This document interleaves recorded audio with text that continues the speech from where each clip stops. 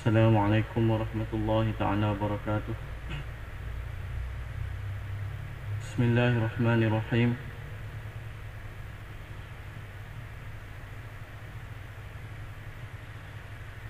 Alhamdulillahi rabbil alamin. Wassalatu wassalamu ala ashrafil anbiya'i wal mursalin, Sayyidina Muhammad wa ala alihi wa sahbihi ajma'in. Allahumma alimna ma yanfa'una wanfa'na bima 'allamtana wa zidna ilma warzuqna fahma wa faqihna fid din waj'alna minal mukhlasin al-mukhlisin. Allahumma iftah 'alaina futuhal 'arifin wa fahman nabiyyin wa hifdzal mursalin wa sur'ata ilhamil malaikatil muqarrabin. Allahumma iftah 'alaina hikmatak wa anshur 'alaina min khazaini rahmatika ya arhamar rahimin.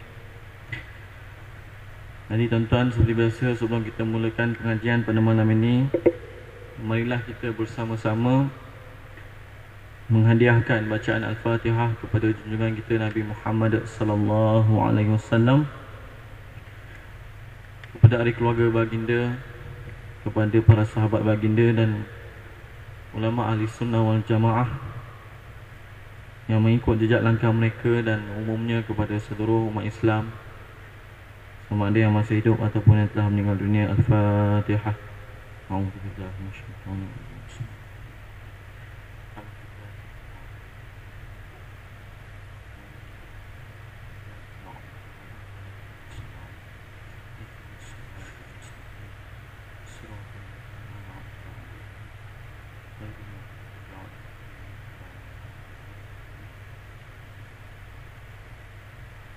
Jadi tuan-tuan, insya-Allah pada malam ini kita terus ke muka surat 78. 78. Surat 78. Perenggan nombor 2. Insya-Allah kita akan sambung di situlah. Saya tak akan membincangkan tentang masalah Albani, berkenaan Albani dengan cara dia mentasihkan hadis, di mana di sini dikritik oleh Al-Hafiz Abdullah Al-Ghumari. Di sana terdapat kecanggahan dalam takhrij yang dibuat ataupun penilaian hadis yang dibuat oleh Albani. Maka di sana ada beberapa kitab, antaranya oleh Said As-Saqqah, satu orang alim di Jordan. Tajuk dia Tanaqudat Al-Albani Al-Wadihah. Dia membicarakan tentang bagaimana Albani yang banyak disanjung oleh golongan-golongan muda masa kini, apabila dia menilai hadis, maka di sana banyak sekali pertentangan. Bahkan banyak saya tengok dalam kitab-kitab tersebut, hadis-hadis sahih Muslim, hadis-hadis sahih Bukhari juga dikategorikan sebagai dhaif oleh Albani. Jadi bagi saya, kalau sesiapalah yang begitu ta'assub dengan Albani, sebelum memuji beliau, kajilah latar belakang beliau betul-betul. Beliau kalau dalam ilmu hadis termasuk dalam sahafi, orang yang belajar hadis tanpa berguru. Dan para ulama kata la ta'khudhul hadis min sahafi, jangan kamu ambil hadis daripada orang yang belajar hadis tanpa guru. Dan antara yang mengarang tentang kesalahan Albani ini ialah Syekh Al-Muhaddis Said Al-Humairi, dalam kitab dia Al-Kashifus Saghir, kalau tak silap saya, Al-Kashifus Saghir, menerangkan tentang masalah cara penilaian Albani menilai hadis. Dan dia highlightkan satu perkara di situ, antara bid'ah yang dilakukan oleh Albani dalam ilmu hadis ialah menyamaratakan hadis dhaif dan juga hadis sahih. Maka banyaklah hadis-hadis sahih di sisi para ulama dihukum sebagai palsu. Contohnya hadis sahih Ibn Hibban. Ibn Hibban, Sahih Ibn Hibban ni antara kitab yang kuat sehingga kan ulama namakannya sebagai sahih. Dan dikatakan hampir kesemuanya hadis yang ada di dalam Sahih Ibn Hibban itu sahih. Tetapi Albani bahkan golongan-golongan ini mendhaifkan, memaudhu'kan, menghukum palsu ke atas hadis. Contohnya Nabi Adam bertawassul dengan Nabi Muhammad sallallahu alaihi wasallam, dan dengan tawassul beliaulah maka taubat Nabi Adam alaihi salam diterima oleh Allah Subhanahu wa taala. Jadi ini dalil-dalil tawassul, salah satu daripada dalil tawassul yang insya-Allah kita akan bincang satu hari nanti, tentang kita kata bagaimana bertawassul dengan para anbiya ni adalah merupakan salah satu kita panggil adab-adab berdoa. Bahkan sebenarnya di antara kekuatan berdoa. Dalilnya pula ketika tentera para sahabat setelah kematian Rasulullah sallallahu alaihi wasallam, ketika nak berperang dengan tentera Musailamatul Kadzab, maka para sahabat melaungkan wa Muhammadah, wa Muhammadah, wa Muhammadah. Ketika itu Rasulullah sallallahu alaihi wasallam telah pun wafat. Jadi bagaimanakah kita kata tidak boleh bertawassul dengan Rasulullah sallallahu alaihi wasallam, sedangkan di sana banyak hadis amalan para sahabat yang bertawassul dengan Rasulullah sallallahu alaihi wasallam. Jadi andai kata kita mengkafirkan orang yang bertawassul, adakah kita mengkafirkan seluruh para sahabat? Seperti mana kisah tawassul Sayyidina Umar Al-Khattab dengan Abbas yang merupakan bapa saudara kepada Rasulullah sallallahu alaihi wasallam ketika musim kemarau, yang tidak diingkari oleh mana-mana para sahabat Rasulullah sallallahu alaihi wasallam. Jadi kalaulah boleh bertawassul dengan Sayyidina Abbas, bagaimanakah kita tak boleh bertawassul dengan Rasulullah? Bahkan para ulama kata betapa beradabnya Sayyidina Umar Al-Khattab, dia bertawassul dengan orang yang ada hubungan dengan Rasulullah sallallahu alaihi wasallam. Bahkan pada zaman Sayyidina Aisyah radhiyallahu anha, apabila berlaku perkara yang sama, maka Sayyidina Aisyah kata, bukalah atap rumah baginda yang dimakamkan dalamnya jasad baginda sallallahu alaihi wasallam, supaya jasad bagindanya terus terdedah kepada langit, makam baginda terdedah kepada langit. Jadi ini juga merupakan bentuk-bentuk tawassul. Jadi tawassul ni adalah hukum yang telah disepakati oleh 4 imam. Tetapi oleh kerana perkara ini tidak sebulu dengan pemikiran mereka, maka mereka mempalsukan, mendhaifkan dan berbagai-bagai lagi lah. InsyaAllah satu hari kita akan bincang mengenai tawassul ni, dan kita akan tengok bagaimanakah ayat-ayat yang diturunkan oleh Allah Subhanahu Wa Taala ke atas penyembah berhala. Maka golongan ini mentafsirkan ayat ini seolah-olah diturunkan ke atas orang yang bertawassul. Dan kata para ulama itu, di antara tanda golongan Khawarij adalah meletakkan ayat yang Allah Subhanahu Wa Taala turunkan ke atas orang kafir, maka ditafsir dan diturunkan ke atas orang beriman. Maka dihukumkanlah kafir orang ini, yang beriman ini dengan menggunakan hadis ayat yang diturunkan kepada orang penyembah berhala. Ini salah satu sifat golongan Khawarij. Jadi insya-Allah satu hari kita akan bincang nanti. Tapi itulah perbahasan di sini, jumpa kesat sebelum tu kita tak akan sentuh insya-Allah. Jadi kata muallif Al-Hafiz Abdullah Al-Ghumari, menggantungkan buah tasbih di lehernya sebenarnya tidak ada halangan apa-apa pun. Ia samalah seperti juru tulis yang menyelitkan pen di telinganya. At-Tirmizi meriwayatkan sebuah hadis dengan sanad yang dhaif daripada Zaid bin Thabit. Dakhaltu ala Rasulillah sallallahu alaihi wasallam wa baina yadayhi katibun fa sami'tuhu yaqul dha'il qalam ala udhunik fa innahu adhkaru lil mumli. Katanya aku masuk kepada Rasulullah sallallahu alaihi wasallam dan di hadapan baginda sallallahu alaihi wasallam ada seorang juru tulis. Maka aku mendengar baginda Rasulullah sallallahu alaihi wasallam bersabda, letaklah pensil kamu itu di tepi telinga kamu. Sesungguhnya dia lebih mengingatkan kamu.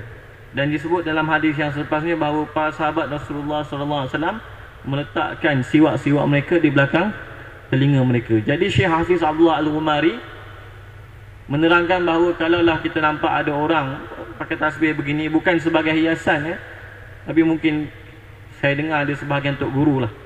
Tapi saya tengok perkara ni pun ada isu yang khilaf. Syekh Muhammad Zaki Ibrahim tidak bersetuju dijadikan memakai tasbih dalam bentuk seperti rantai leher yang bertasbih dengannya.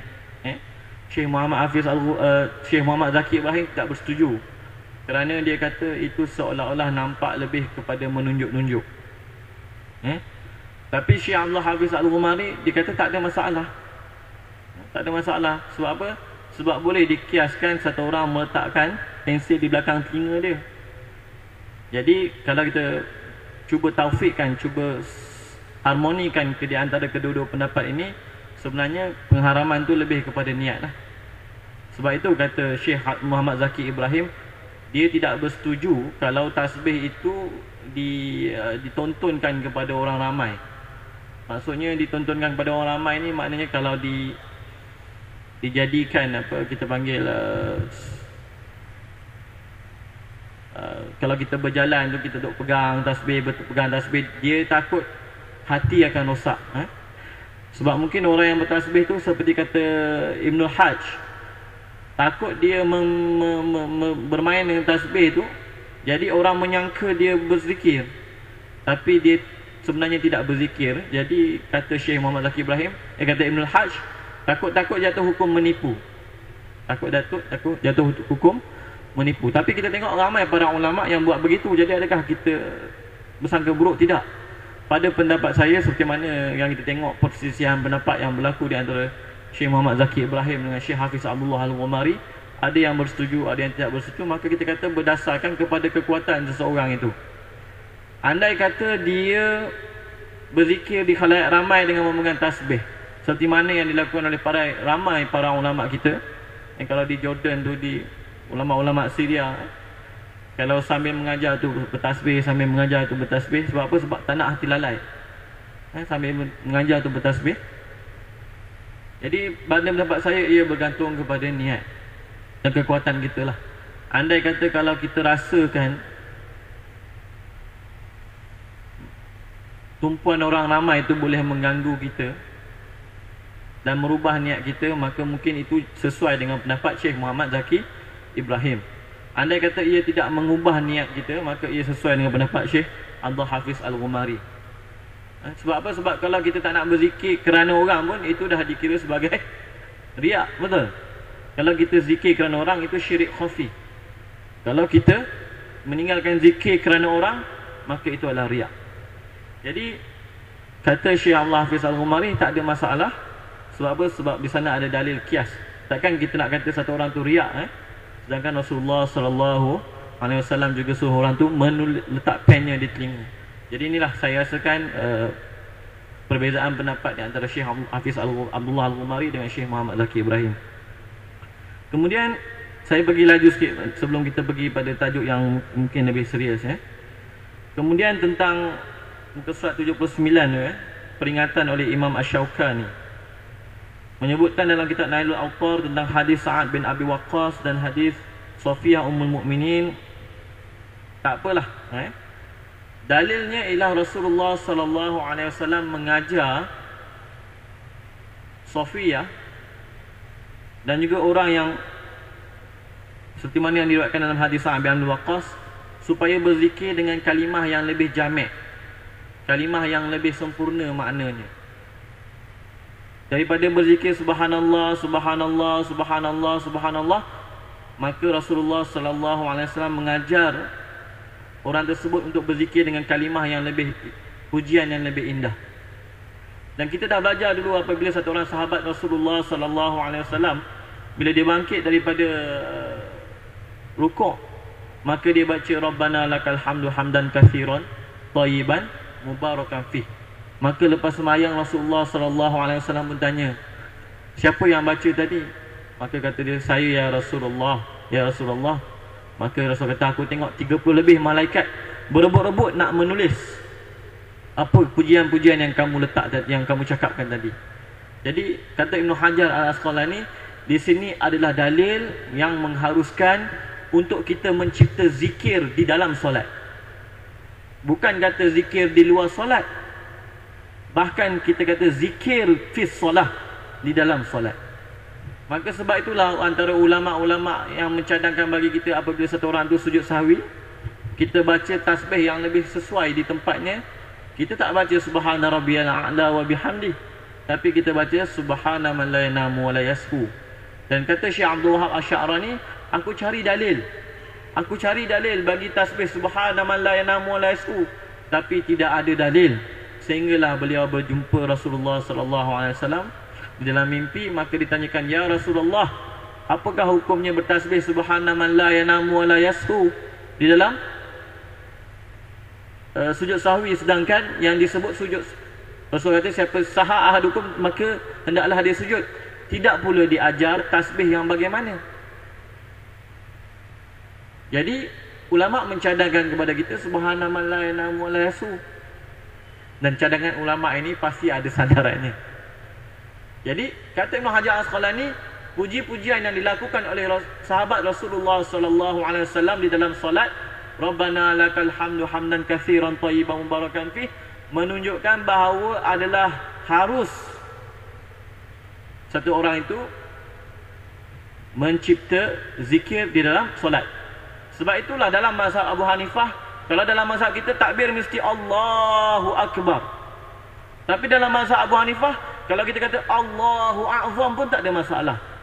Sebab apa? Sebab kata Imam Abu Hanifah, Rasulullah sallallahu alaihi wasallam kata fakabbiru, maka bertakbirlah. Dan diriwayatkan Rasulullah sallallahu alaihi wasallam bertakbir Allahu Akbar, itu yang masyhur. Tapi kata Imam Abu Hanifah, apa sahaja yang memberi makna takbir seperti Allahu Azam, bahkan disebut Allah sahaja pun dalam keadaan kita merasa ta'zim, maka itu sah di sisi mazhab Imam Abu Hanifah. Jadi dalam mazhab kita tak sah lah. Jangan lepas itu Imam Allahu Azam, janganlah. Dalam mazhab Syafi'i tidak sah, tapi dalam mazhab Abu Hanifah sah. Jadi kita itulah, jangan kita terlalu sempit. Kadang-kadang kita tak sedar apa yang kita amalkan ni pun sebenarnya adalah datang daripada ijtihad para ulama. Jadi Rasulullah sallallahu alaihi wasallam mengajar, contohnya disebut subhanallahi adada kulli syai. Maha suci Allah, tasbih kita itu sebanyak kulli syai, setiap sesuatu. Apa makna subhanallah? Bila kata subhanallah ni apa maknanya sebenar-benar? Kita sedar ke bila kita sebut subhanallah, subhanallah, subhanallah, subhanallah, apa sebenarnya yang kita maksudkan dalam zikir dan tasbih kita? Sebenarnya apa yang kita maksudkan? Maka para ulama kata subhanallah ini antara maksudnya adalah menafikan segala kekurangan daripada Allah Subhanahu wa taala. Alhamdulillah itu meletakkan segala kesempurnaan kepada Allah Subhanahu wa taala. La ilaha illallah itu menafikan tidak ada yang suci daripada segala kekurangan dan tidak ada yang bersifat dengan segala kesempurnaan melainkan Allah Subhanahu wa taala. Wallahu akbar, dan Allah lebih besar daripada apa yang kita puji. Sebab tu kita subhanallah, maha suci Allah daripada segala kekurangan, daripada apa yang disifatkan oleh orang-orang musyrik, daripada apa yang disekutukan oleh orang-orang musyrik. Subhanallah. Alhamdulillah, segala puji bagi Allah yang bersifat dengan segala kesempurnaan, yang bersifat dengan segala keagungan, yang bersifat dengan segala keindahan. La ilaha illallah, tidak ada yang bersifat dengan segala kesempurnaan dan tidak ada yang maha suci daripada segala kekurangan melainkan Allah. Kita rasa kita dah tasbih dah? Tak. Allahu Akbar. Allah tu lebih besar daripada apa yang kamu tasbihkan. Allah lebih besar daripada apa yang seluruh makhluk tasbihkan. Sebab tu Rasulullah sallallahu alaihi wasallam apabila dalam satu malam, apabila dia bertasbih kepada Allah Subhanahu wa taala, maka dia kata apa? Subhanaka la uhsi thana'an 'alaika anta kama athnaita 'ala nafsik. Subhanaka la uhsi thana'an 'alaika anta.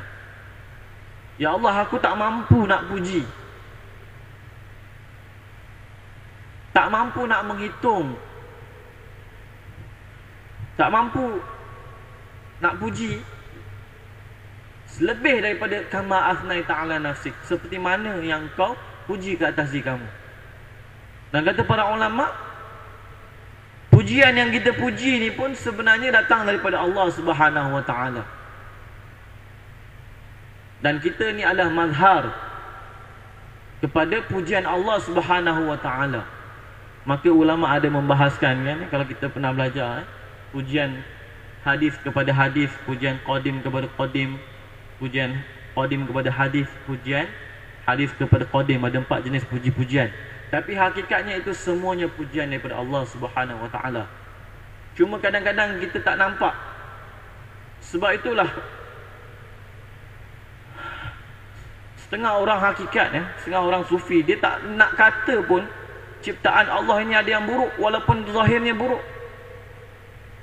Dan kata Imam Abdul Wahab Sya'rani, selagi mana kita ada masih lagi membezakan antara yang buruk dengan yang cantik, maka sebenarnya masih lagi kita dikuasai nafsu.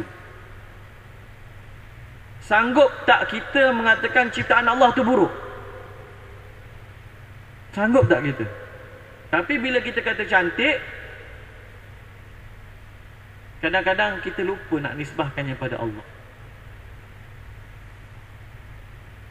Pujian tu sebenarnya hakikatnya kepada orang yang cantik tu, kepada yang menjadikannya. Jadi kadang-kadang tak nampak. Allah Subhanahu wa taala, wa anishkurli wali walidai. Syukurkanlah kepada aku dahulu, baru nampak makhluk. Kadang-kadang kita nampak makhluk dah tak nampak Allah. Kemudian kita keji lagi. Betul? Buruknya. Tapi orang yang penuh adabnya dengan Allah Subhanahu wa taala tak sanggup nak kata ciptaan Allah itu buruk. Betul? Sebab apa? Sebab di sebalik ciptaan itu sebenarnya tak berlaku sesuatu ciptaan itu melainkan dengan kehendak Allah. Jadi setengah orang yang begitu tinggi adabnya dengan Allah Subhanahu wa taala, dia kata dah tak ada beza dah. Semua ciptaan Allah Subhanahu wa taala ni menunjukkan kepada kesempurnaan Allah, kepada kecantikan Allah, kepada kudrat Allah. Jadi kata Imam Abdul Wahab Sya'rani, orang yang tidak dikuasai nafsunya, maka dah tak ada baginya antara cantik dan buruk. Sebab apa? Sebab tak segan nak kata ciptaan Allah itu buruk. Allahu Akbar. Jadi subhanallah, bila kita sebut subhanallah tu, adakah kita dapat hadirkan seluruh maknanya? Tapi akhirnya kita kata Allahu Akbar. Seperti mana kata Rasulullah sallallahu alaihi wasallam, subhanaka la uhsi thana'an 'alaika anta kama athnaita 'ala nafsik. Ya Allah, aku tak mampu nak puji engkau seperti mana kau puji diri engkau sendiri. Kerana apa? Kerana pujian aku ni pun kalau tak dapat dengan izin engkau, datang daripada engkau kepada engkau jua. Saya tak mampu nak puji pakcik pandai ke, cantik ke, melainkan Allah Subhanahu wa taala yang benarkan. Jadi pujian itu hakikatnya dia akan kembali daripada Allah kepada Allah jua. Maka kita kata segala puji hanya bagi Allah.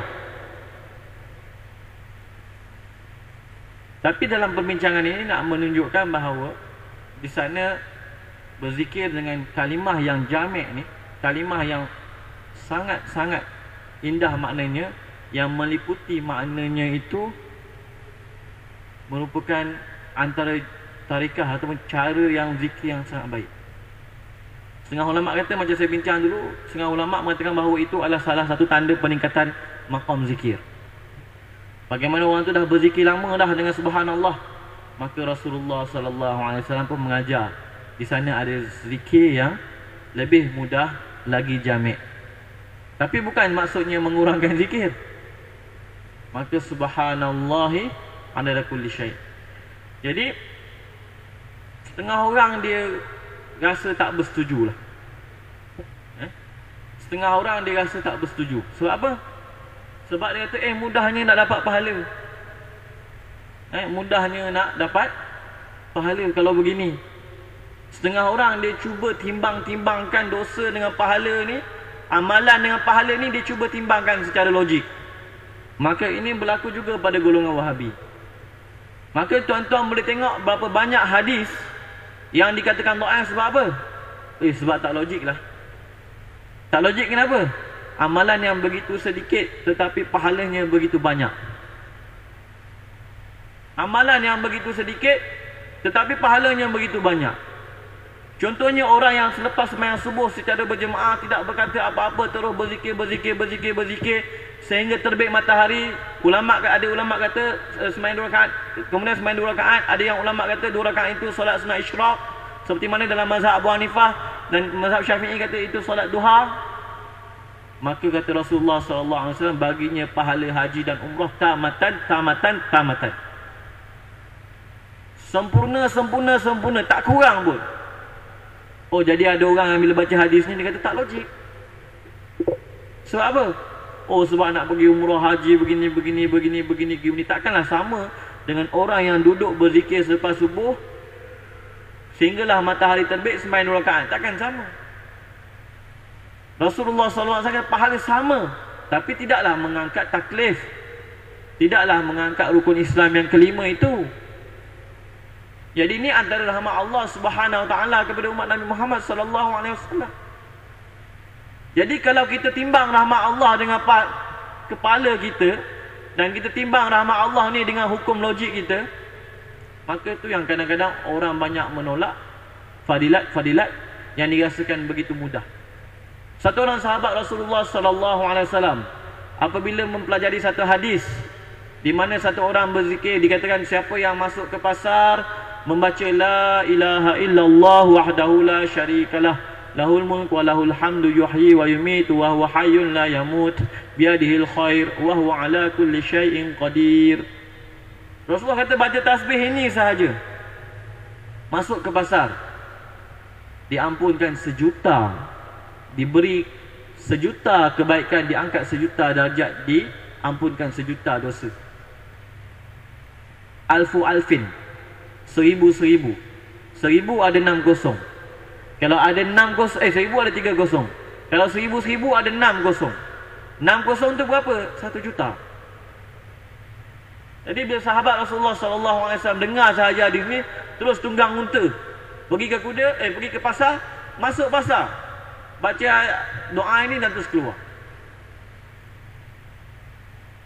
Jadi amalan ini sangat mudah, tapi kenapa kita kata kita cuba timbang dengan logik kita? Dan kalau kita tengok hikmah para ulama kata apa? Pasar itu tempat yang orang selalu lalai. Betul, bila kita masuk pasar, kita punya pemikiran akan lupa Allah Subhanahu Wa Taala. Maka barang siapa yang ingat Allah ketika ramai manusia lupa, maka pahalanya sangat besar. Jadi janganlah kita terlalu banyak seperti mana yang digunakan. Sebab itulah Rasulullah SAW kata akan datang akhir zaman ni orang yang yaqisunal umur bi ra'ihim.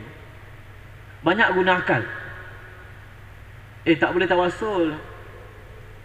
Kita nak minta dengan Allah, bukan minta dengan orang yang mati tu.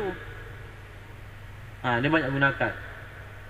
Tak tengok dalil dulu, barulah kita tengok dalil, barulah kita faham apakah maknanya tawassul. Kita tak beriktikad si fulan bin si fulan itu memberi manfaat dan mudarat. Manfaat dan mudarat hanya milik Allah Subhanahu Wa Taala. Jadi jangan kita banyak guna akal sebelum kita pergi pada nas. Kita gunakan akal untuk memahami nas, bukan kita menggunakan akal ni sebagai sumber hukum. Jadi Syekh Abdul Hafiz Al-Ghumari mengatakan bahawa kalau kita tengok perenggan yang kedua, kenyataan ini menimbulkan kemusykilan kepada mereka yang mengatakan ganjaran pahala diberikan mengikut sebanyak mana susah payah yang dilalui. Mereka ialah golongan yang menolak kelebihan berzikir yang sabit melalui dalil-dalil yang jelas. Golongan ini memberikan jawapan terhadap kedua-dua hadis ini dan nas-nas hadis yang seumpamanya dengan jawapan yang menyimpang. Jadi orang terlalu banyak mempertimbangkan, oh tak boleh lah, seolah-olah rahmat Allah itu dalam pertimbangan logik. Disebut ada amalan yang Allah Subhanahu Wa Taala akan terima di hari akhirat nanti. Oh, orang pun terkejut. Mana boleh? Tapi para ulama kata ada amalan yang boleh diterima selepas mati. Amalan apakah yang boleh diterima selepas mati? Amalan rahmat. Yang disebut satu orang itu dia ada satu pahala sahaja. Dan ada orang dia ada 50% pahala, 50% dosa. Nak dihisap di mizan, takut meminta-minta pahala daripada orang ramai.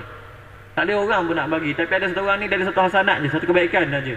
Yang lain semuanya sayyi'ah, keburukan. Maka dia kata daripada dua-dua masuk neraka, baik kau seorang je masuk, aku seorang masuk neraka, kau masuk syurga. Jadi dihadiahkan hasanah dia tu kepada kawan dia untuk memberatkan timbangan kebaikan. Maka Allah kata dengan rahmat aku, masuklah kedua-dua kamu dalam syurga Allah Subhanahu Wa Taala. Jadi ada lagi amalan yang boleh diterima di padang mahsyar, iaitu amalan rahmat. Sebab kalau kita baca hadis tentang rahmat ni terlalu banyak, sehingga kan disandarkan Bismillahirrahmanirrahim. Ar-Rahman Ar-Rahim itu daripada, kita kata daripada usul, daripada perkataan rahmat. Rahman dengan Rahim ni tuan-tuan terlalu banyak perbincangan dia. Allahu Akbar. Rahman dengan Ar-Rahim, Rahman dengan Ar-Rahim. Sebab tu ulama kata siapa yang membaca ayat Ar-Rahmanu 'alal 'arsy istawa, orang Wahabi kalau dia faham, dia baca ayat ni dia faham lain tuan-tuan. Dia baca Ar-Rahmanu 'alal 'arsy istawa ni dia faham apa? Dia faham Tuhan tu bertempat di atas arasy. Tapi ulama kata, ulama yang zauq dipanggil tauhid syuhud maksud Ar-Rahmanu 'alal 'arsy istawa tu sangat dalam, sangat dalam. Kenapa Allah pilih Ar-Rahman, Allah tak sebut Ar-Rahim? Kenapa Allah sebut Ar-Rahmanu 'alal 'arsy istawa, Allah tak sebut Allahu 'ala 'arsy istawa? Kenapa Allah tak sebut Al-Qahhar 'alal 'arsy istawa? Tapi Allah Subhanahu Wa Taala sebut Ar-Rahman 'alal 'arsy istawa. Kalau kita tengok tuan-tuan, Allah Subhanahu Wa Taala menceritakan tentang istawa 'alal 'arsy ni. Setelah Allah Subhanahu Wa Taala mencipta langit dan bumi, maka Allah istawa 'alal 'arsy. Maksud istawa 'alal 'arsy, Allah Subhanahu Wa Taala meletakkan rahmat dia, mentadbir alam ini daripada arasy sampai ke 7 langit bumi yang ke-7 dengan rahmat Allah Subhanahu Wa Taala. Dan dengan rahmat Allah Subhanahu Wa Taala inilah maka orang kafir dapat minum sebahagian permohonan syaitan diterima, seperti mana iblis memohon kepada Allah Subhanahu Wa Taala untuk bertaubat. Maka disuruh tanya pada Nabi Musa. Nabi Musa bagi tahu bagaimana nak bertaubat. Syaitan, iblis meminta daripada Allah Subhanahu Wa Taala untuk menguasai, memberi ujian kepada Nabi Ayub. Maka diterima. Atas dasar apa tuan-tuan? Atas dasar Ar-Rahman. Kerana Ar-Rahman inilah maka orang yang tidak beriman boleh hidup di atas muka bumi ini tuan-tuan. Sebenarnya apabila satu orang itu tidak beriman dan dia buat maksiat, maka bumi yang di bawah dia tu minta, ya Allah, aku nak azab fulan bin fulan. Tapi sebab apa tuan-tuan? Allah Subhanahu Wa Taala mentadbir alam ini, melimpahkan rahmatnya daripada arasy sampai ke 7 petala langit, sampai 7 petala langit dan 7 petala bumi dengan rahmat Allah Subhanahu Wa Taala. Maka sebab tu dikatakan ya Rahman fid dunya. Di dunia ni Allah bersifat dengan Ar-Rahman. Allah terjalli dengan sifat Ar-Rahman. Dan Rahman ni rahmatnya meliputi yang beriman ataupun tidak beriman. Tapi bila di akhirat nanti maka Allah terjalli dengan Ar-Rahim. Maka disebut dalam doa para ulama, ya rahmana fid dunya wa rahimu fil akhirah. Ya rahmanu fid dunya wa rahimu fil akhirah. Apabila di akhirat nanti Allah tajalli dengan sifat Ar-Rahim, maka Ar-Rahim ni adalah rahmat yang khusus yang Allah Subhanahu wa taala limpahkan kepada orang-orang yang beriman. Maka orang-orang yang kafir itu diazab di akhirat nanti sebab apa? Sebab Allah bertajalli dengan Ar-Rahim, rahmat yang khusus, bukan rahmat yang umum. Seperti mana Allah Subhanahu wa taala mentadbir alam ini, Allah Subhanahu wa taala sebut Ar-Rahmanu 'alal 'arsy istawa. Tapi orang yang tak faham tuan-tuan, dia faham ayat ni lain. Tapi sebab itulah tuan-tuan, setengah ulama menjadikan zikir bismillah ni satu hari 14,000 dan sebagainya. Sebab apa? Sebab Bismillahirrahmanirrahim ni tuan-tuan penuh dengan rahsia. Penuh dengan rahsia. Kita sebut Ar-Rahman, Allahu Akbar. Disebut Rahman itu rahmat di dunia, Rahim itu rahmat di akhirat. Rahman itu rahmat yang umum bagi orang kafir dan mukmin. Rahim itu rahmat yang khusus. Ada yang sebut Rahman itu Al-Mun'aim bi Jala'ilin Ni'am, dengan nikmat yang besar-besar. Ar-Rahim itu Al-Mun'aim bi Saghairin Ni'am, dengan nikmat yang kecil-kecil, yang halus-halus. Jadi bila kita sebut Ar-Rahman, Allah tajalli rahmat Allah dalam dunia ada waktu ini. Tapi di akhirat nanti Ar-Rahim, maka rahmatnya adalah khusus kepada orang-orang yang beriman. Maka di sanalah orang-orang yang kafir akan diazab. Dan maka fahamilah ayat Ar-Rahmanu 'alal 'arsy istawa. Barulah faham dengan pahaman yang betul. Jadi tuan-tuan, berdasarkan hadis-hadis yang diberikan, contohnya disebut man fattara sha'iman kana lahu mithlu ajri. Barang siapa yang bagi makan kepada orang yang berpuasa ketika berbuka, maka dapat pahala seumpamanya. Siapa yang bagi ta'ziah, ta'ziah ni maknanya sabar, maknanya kita suruh dia bersabar.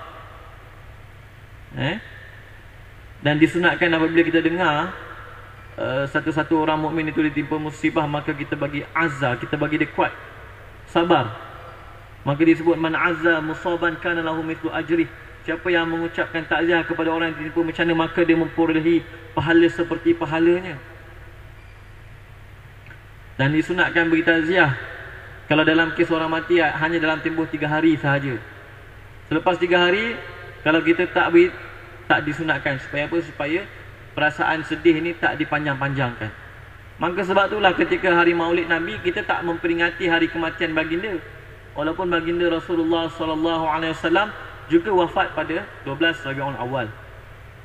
Maka ulama kata perbuatan Syiah yang mengingati hari kematian Husain itu adalah satu kesalahan.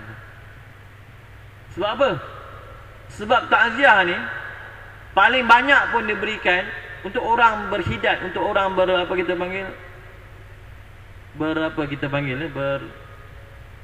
Allahu Akbar, berkabung. Berkabung. Isteri untuk suami 4 bulan 10 hari. Bagi orang-orang lain hanyalah 3 hari. Tapi kenapa kematian Sayyidina Husain radhiyallahu an maka kita panjangkan sampai beribu-ribu tahun?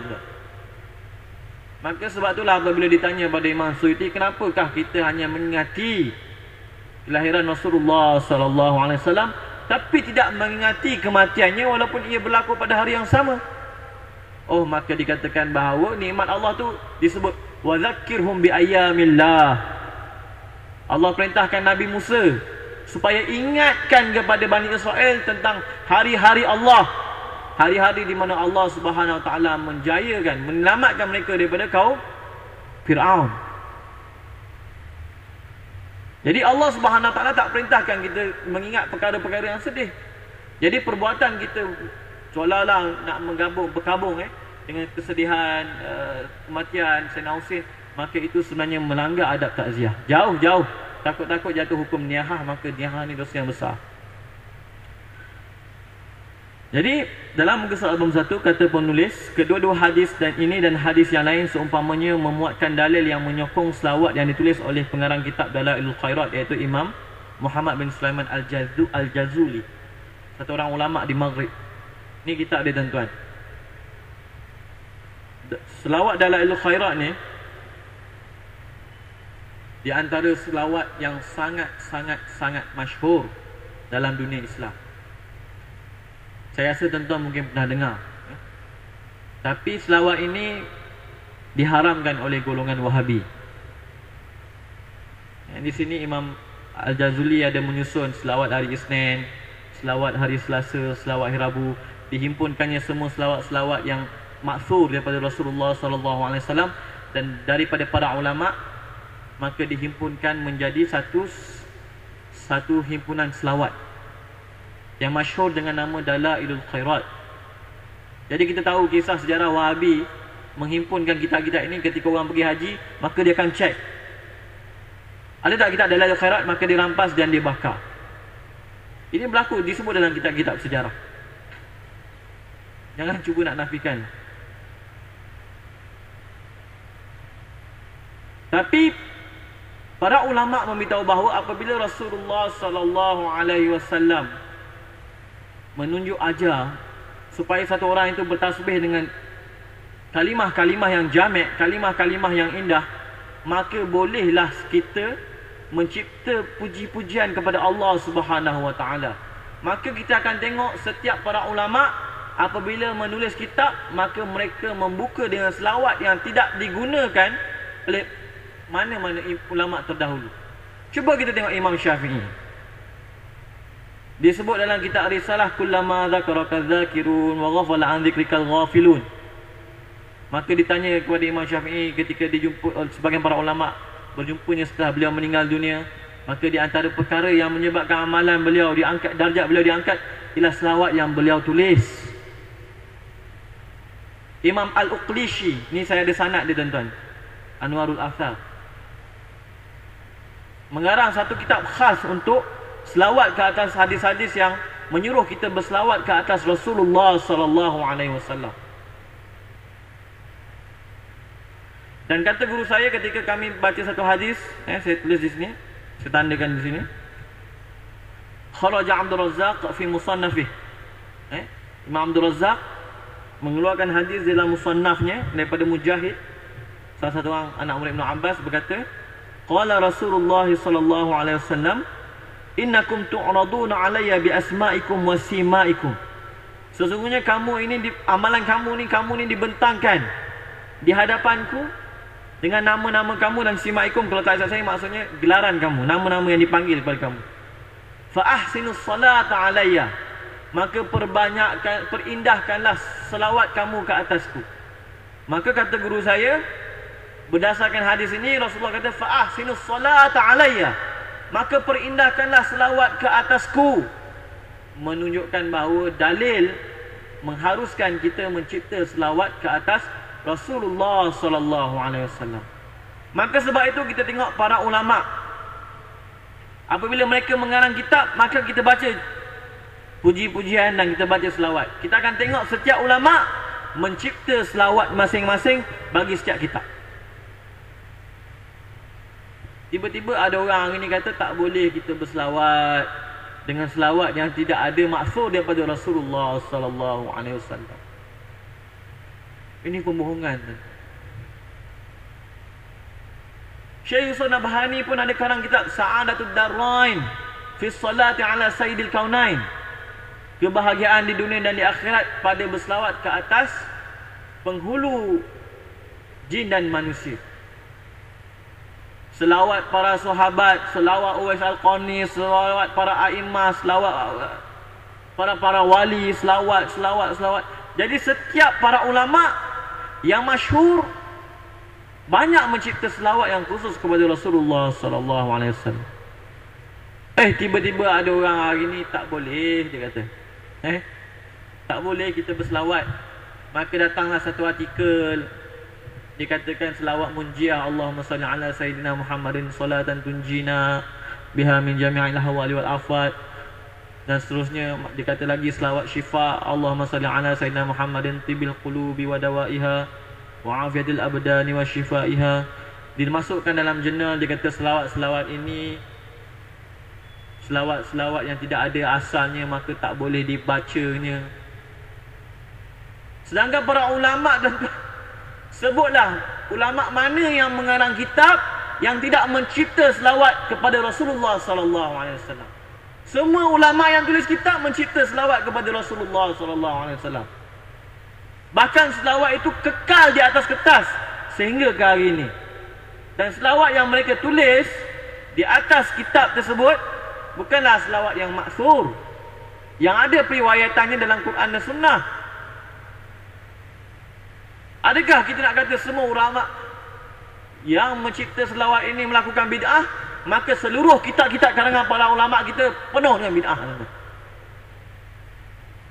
Yang kata bid'ah ni bukan orang lain, tuan-tuan, orang yang ada PhD lah.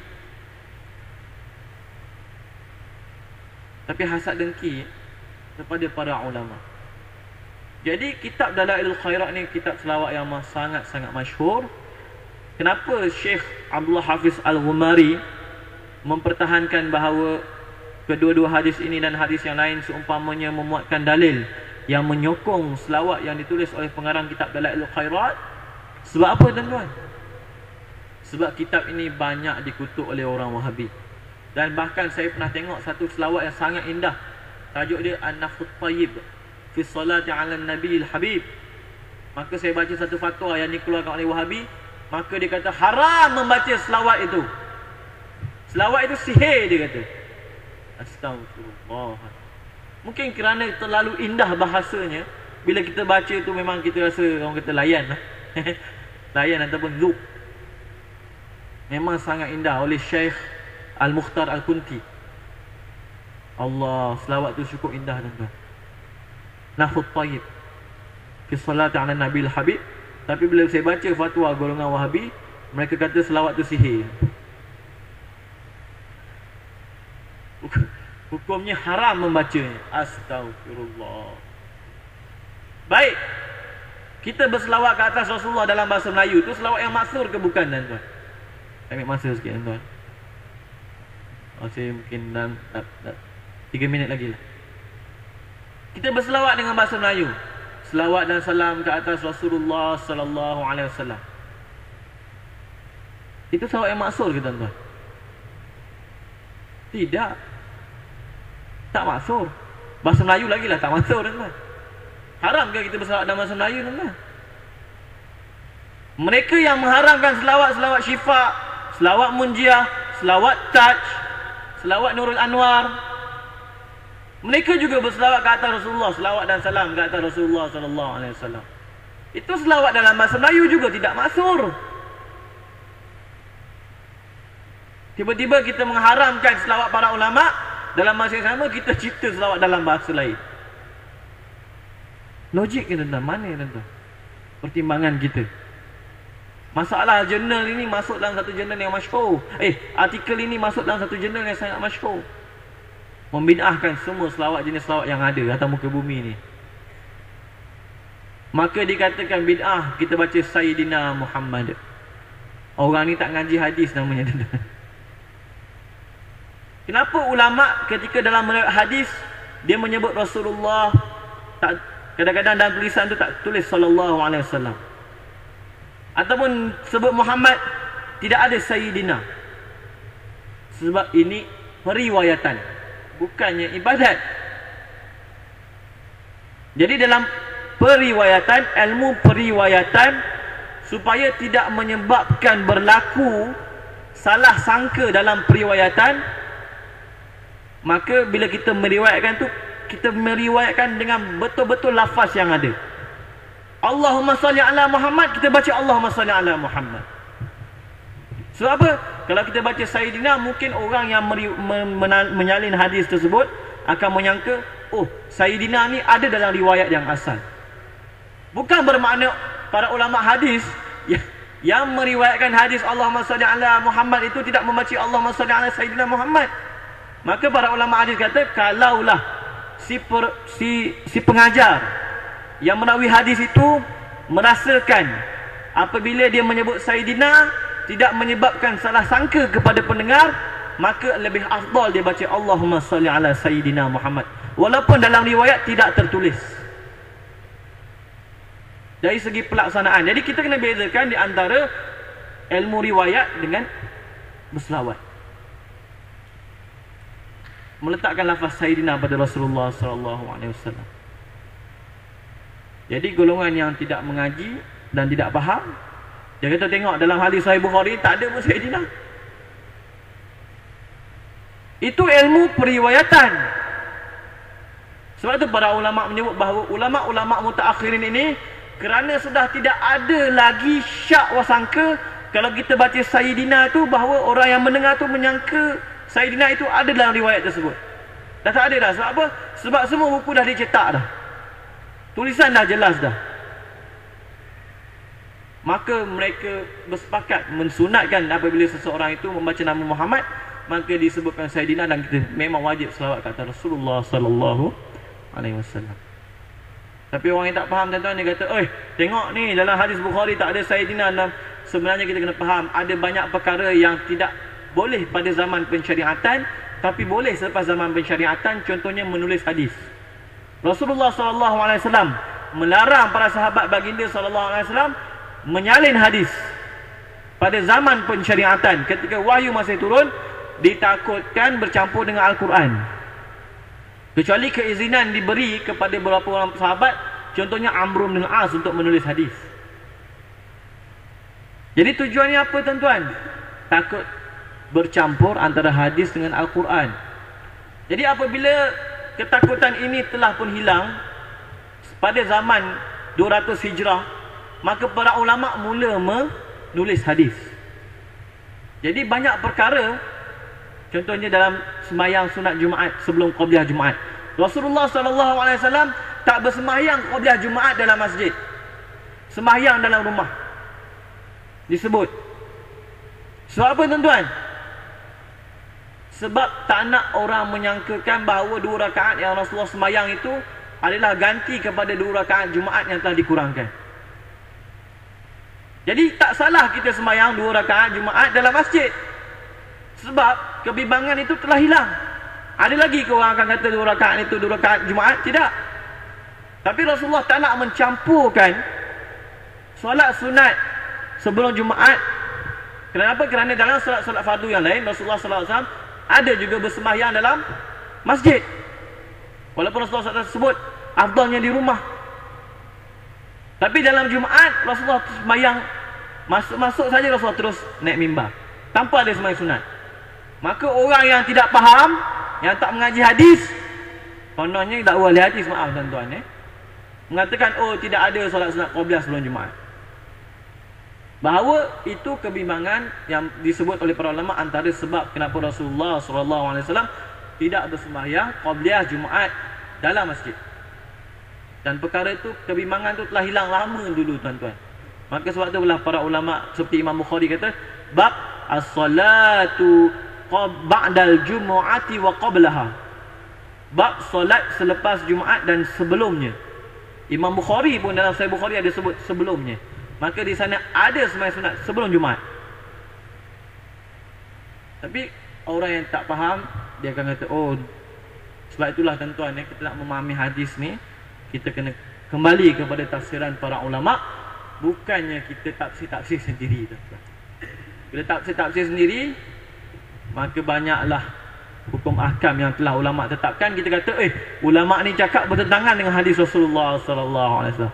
Padahal dia yang tak faham tentang hadis Rasulullah SAW. Itu sajalah tuan-tuan untuk malam ini. Kita sudahi insya-Allah dengan sedikit doa insya-Allah. A'udzubillahi minasyaitonirrajim. Bismillahirrahmanirrahim. Alhamdulillahi rabbil alamin. Wassalatu wassalamu ala asyrafil anbiya'i wal mursalin sayyidina Muhammad wa ala alihi washabbihi ajma'in. Allahumma 'allimna ma yanfa'una wanfa'na bima 'allamtana wa zidna 'ilma warzuqna fahma وفقهنا في الدين وجعلنا من المخلصين المخلصين. اللهم أرنا الحق حقا وارزقنا اتباعه وأرنا الباطل باطلا وارزقنا اجتنابه. وصلى الله على سيدنا محمد وعلى آله وصحبه وسلم. الحمد لله رب العالمين. قم الله.